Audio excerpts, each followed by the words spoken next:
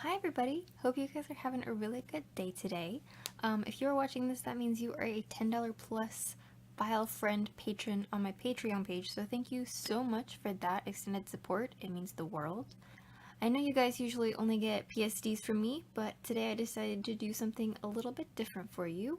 I released this file to you on Tuesday, so you do have access to it, but I decided to film a little bit of a walkthrough tutorial file tour video. I'm going to talk about how I constructed this image and a couple of different settings. I'm going to talk about how I constructed this image and a few different settings that I've used to make it look the way it does. So I hope that's helpful. So I actually did not plan to make this painting in this way. I kind of constructed this in a different way than usual. I actually started with these paintings, these little deer guys. I painted these 2 weeks ago, and from there I made more deer drawings. I did these little babies. While I was working on this, I was developing this, what I'm calling the Speedy Weedy brush set. So I've been releasing some of those to you guys. Once I started making these and I completed these two little illustrations, I decided to go and try to make a full body illustration, full background with the brushes, and it made sense to just kind of work with the deer assets that I'd already built. So here in the file, I'm gonna hide all that for a second.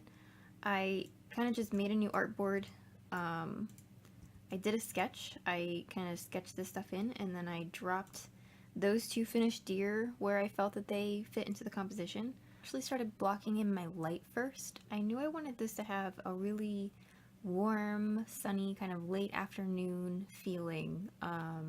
So I got out my kind of light yellow and I just started shaping in where I thought that the light was going to fall compositionally, to make sure that they were going to be the center focus.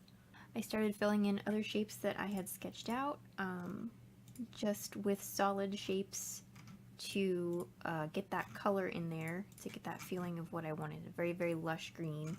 And then I set my lighting layer, this yellow one, to overlay. So that's what gave that feeling of being overlapped and affecting everything that I had layered in. I started using the brushes that I was making to add detail to the grass. At this point, I think I layered in this second gradient as another source of light, just to give that like a nice feeling of glow coming through the trees. That was just another yellow layer set to overlay on top of the rest of the stuff. At this point, I did also add in shadows. So I did shadows with, this is going to be a weird one. I did shadows with a very, very warm blue. It's almost like an ultraviolet purple kind of blue. This was all on its own layer, so I kind of filled in where the shadows were going to be a little bit darker than what was already laid down, and I set that to multiply. I filled a lot more detail into the grass area using my Speedy Weedy brushes. I detailed out these trees in the foreground, adding a lot of moss and foliage. I added a big hole on this one. And kind of a final touch that I always do, almost consistently, is color balancing. I love color balancing in Photoshop. This is a fantastic feature if you don't know what it is. So I'm going to hide that for a second. Down here in your layers, you click this little button, you pick a color balance layer. That'll give you a brand new one. That will bring up a menu that looks like this. Unless this is clipped to anything, it will affect everything underneath it.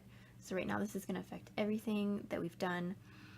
Pull these sliders around to give the work kind of an overall hue shifting change. You know, you can do more yellow, more green, whatever you want. Use this little drop down menu to do shadows, lights, change all of that until it's feeling really good. This is a great tool for bringing your colors back together, for giving the piece a more unified feel. If you're looking at it and you're feeling like it's done, but you're saying, man, I wish like I had gotten more purples in my shadows, or I wish that lighting was a little bit more yellow. This is a fantastic thing to do. So this is this is my file without a color balance layer. These are the true colors that I was using. And this is the final over master color adjusting layer. This is where I arrived at to give that really warm feel with the greens and the purples in there. Again, thank you guys so much for your extended Patreon support. Let me know in the comments if this was useful, what you would like to see in any future videos that I do like this, and yeah, hope you liked it. Thanks, have a great day.